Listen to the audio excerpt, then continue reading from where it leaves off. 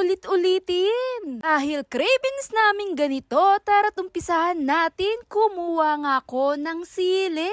At dito nga sa aming sili, ito yung tipong malalaki. Hinugasan, nilinisan, tinanggal na namin yung pinakabuto nito. Pagkahugas-hugas ko nga nito, binabad ko pa po yan sa tubig. 5 minutes pagkatapos sa giniling, ginisa ko saglit lamang. Kung mapapansin nyo po, dati nga niyang dinaandaan ko nga lang ito sa init para naman kahit papano yung giniling maluto saglit. Hinuli ko na po ang bawang at sibuyas, nilagyan ko na rin to ng asin at paminta. At sa pag-ahon nga nito, nilagay ko na po yung mismong carrots. Naglapag na rin ako dito ng pinakarap ng ating lumpia at yung sili. Dynamite nga po ang ating lulutuin. Pagdating naman din talaga sa ganito, basta cravings walang pinipili. At heto na nga, binalot-balot na, nilagyan ko pa ng keso. Sa ganitong lutuin din naman, may kanya-kanya tayong version. Basta masulit talaga, namang napakasarap talaga, solve na solve ang cravings natin. Katapos ko nga po itong ibalot, heto na nga po yung datingan niya. Napakasimple lang naman din talaga nito gawin. Abay, kahit sino, yakang-yaka to, basta pagkain. Nilagay ko nga po ito dito mismo sa pinaka-tupperware. Lalagay ko po ito sa rep po, sa freezer po, mga 10 minutes para lumamig po yung pinaka-wrap natin. Heto nga po yung pinaka-simple, talaga namang mapapa-crunchy. Ito po yung hindi basta-basta makukunat yung ating lumpia.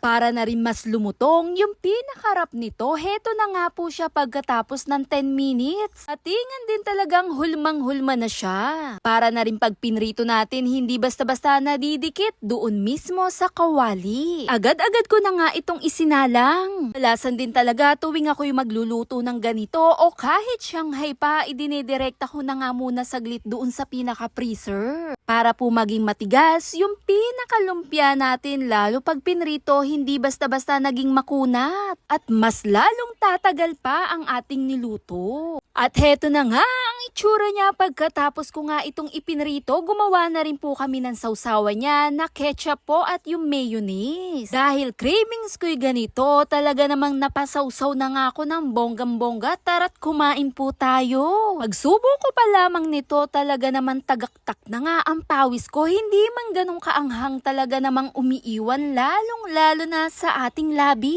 Yung sarap at yung tamang lasa.